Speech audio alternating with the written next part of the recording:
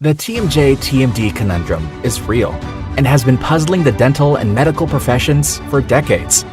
This is the TMJ-TMD Demystified podcast with Dr. Tony Urbanek, where we'll connect the dots between TMD symptoms and the actual cause. We'll tackle common TMD misconceptions and educate you, the practitioner, about a simple, tested, and proven TMD solution that has already provided relief to thousands of patients, while helping practitioners build an additional source of income free from insurance control.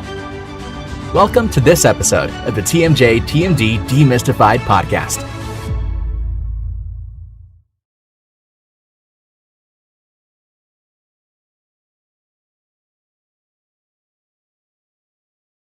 Hello, everybody.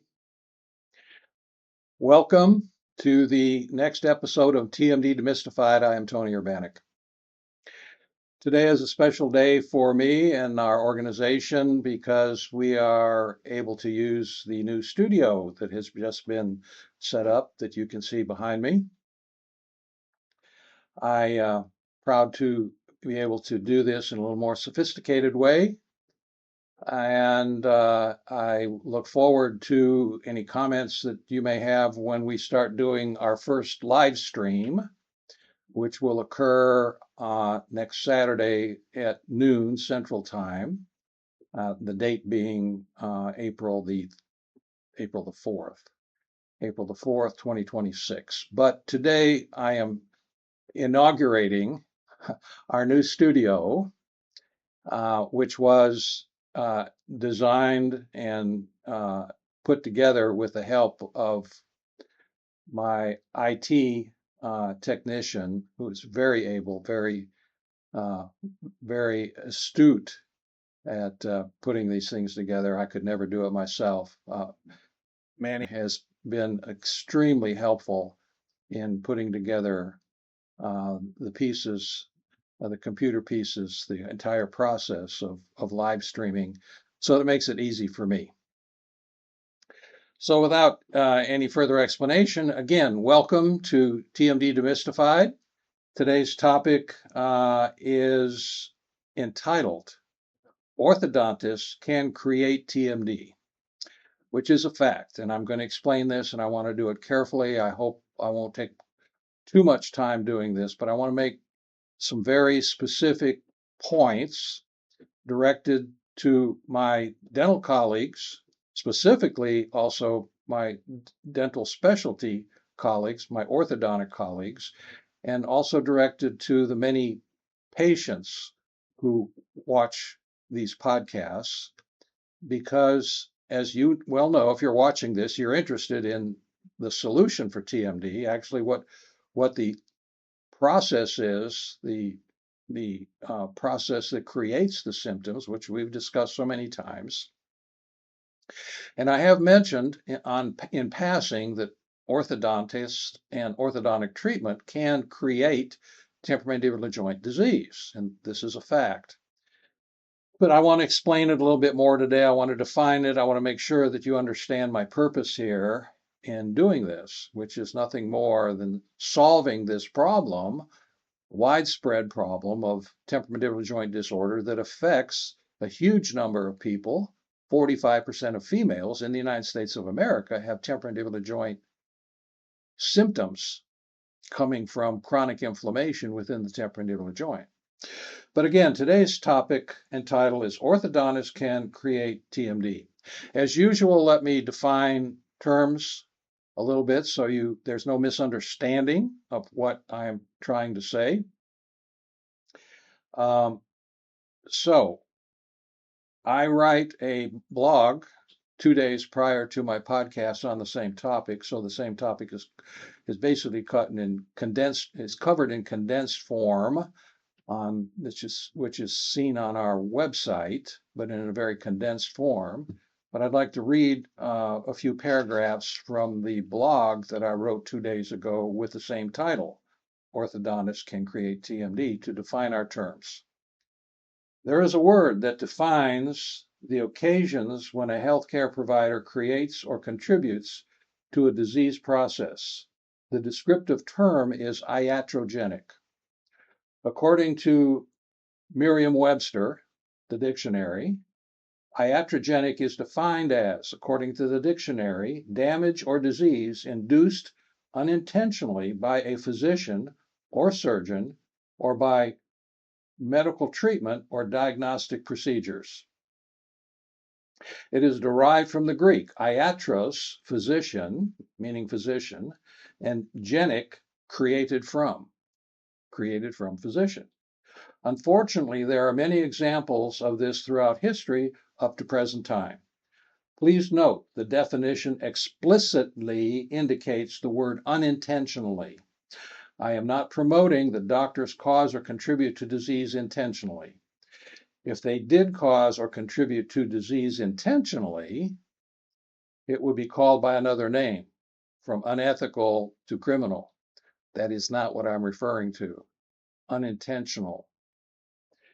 You can also define iatrogenic as a problem or complication caused by the healthcare provider with unintended consequences. There are plenty of examples of this happening within our healthcare system. It's likely that you have experienced something mild, a complication, unintended consequence by taking a medication. And of course, all medications have unintended consequences. They have side effects. And a good physician will tell you what all the different side effects can be when he prescribes a medication. In fact, the effect of medication is nothing more than a list of side effects, and he's picking out one side effect that is most important, and then you got to take all the other side effects that come with that important effect of that medication. So actually, every physician, every doctor who treats patients well and ethically has unintended consequences. And that is what we're talking about today as it applies to orthodontists can create TMD. So there are two ways that an orthodontist can actually create or facilitate, make worse, temporomandibular joint disorder. The first is when they put traction on the mandible to try to draw a occlusal problem, a dental problem that is much larger or more significant than just crooked teeth. Crooked teeth is an aesthetic problem and should be corrected if the patient wants it corrected. And that's what aligners are all about, and that's what wire and brackets are all about, and that's what orthodontists do, or general dentists who treat patients orthodontically. The problem is that it is common that when orthodontists put traction on the entire set of lower teeth and jawbone, mandible, that those teeth are embedded in, that it simultaneously pulls the lower jaw forward. And when you do that, it disoccludes or pulls the ball out of the socket. The ball is called the condyle, the socket is called the glenoid fossa, and when you do that, you can overload the joint over a period of time. When the orthodontist isn't he's paying attention to trying to get the teeth to fit together well, and in what we call in the dental dental industry, the different classifications of front teeth, you can have the normal position of lower teeth against upper teeth like this. You can have, that is called a class 1 position, where the lower teeth fit right behind the upper teeth. Now we're talking about front teeth now. And then the class 2 position is when the lower teeth sit well back behind the upper teeth. That is called a class 2.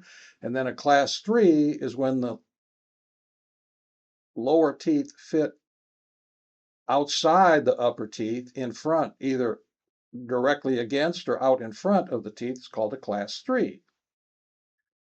So this would be called, most patients know it as underbite or overbite, but doctors know it as class 1, class 2, or class 3. Again, the mandible moves, not the teeth. The teeth are not moving. The teeth are in the jawbone.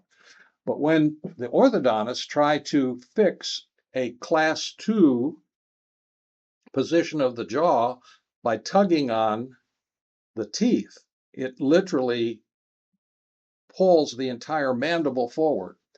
And when that happens, what occurs is it pulls the ball out of the socket, and over a period of time, when the patient now is trying to chew with traction on the mandible, or even after traction is removed, and now the doctor, the orthodontist, has gotten the teeth to fit together in a somewhat normal position of a class 1 position, but the ball is now pulled out of the socket permanently and trying to function as a joint. And you can imagine whether it be a temporomandibular joint or an elbow or a shoulder joint or a hip joint that is pulled out of the socket, and you're trying to function constantly with that socket pulled apart, it is going to cause damage within the temporomandibular joint. Now, I've created, with the help of AI, I will give that credit, this little cartoon.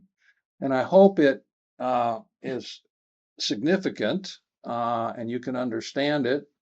The left side basically shows the normal position of a joint inside the socket with the disc or meniscus. We call it the meniscus or disc. It's a little cushion that sits in between the ball and the socket.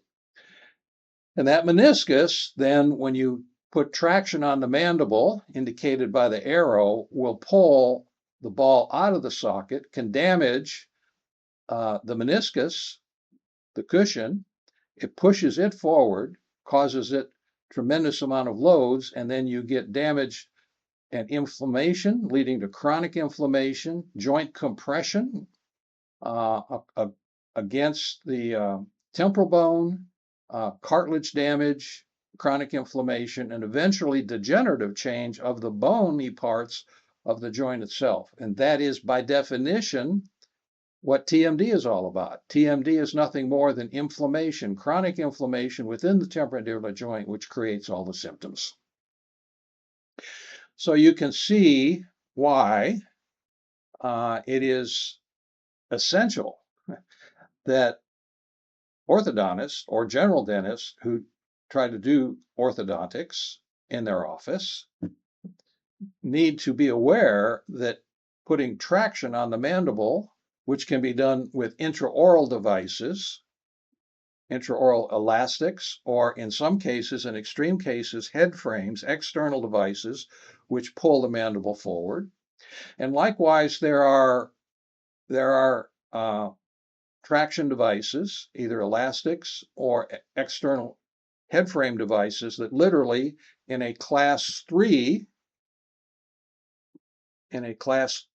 position try to push or hold the mandible from growing, which is actually even worse.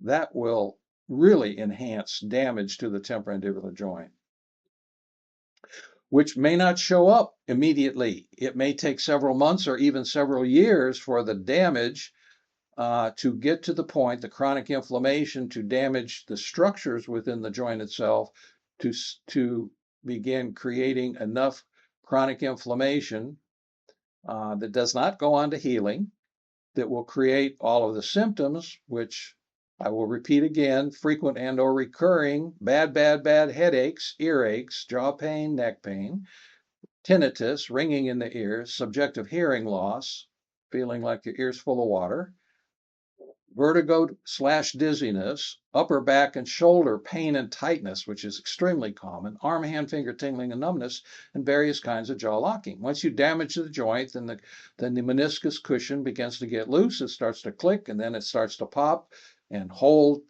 for a while, and then pop back and create pain. And after a while, then you have limited opening, all kinds of different inability to open, locking of the jaw, along with the painful symptoms and the non-painful symptoms, which are actually two separate mechanisms. The painful mechanism is totally separate and distinct from the non-painful ringing, fullness, dizziness.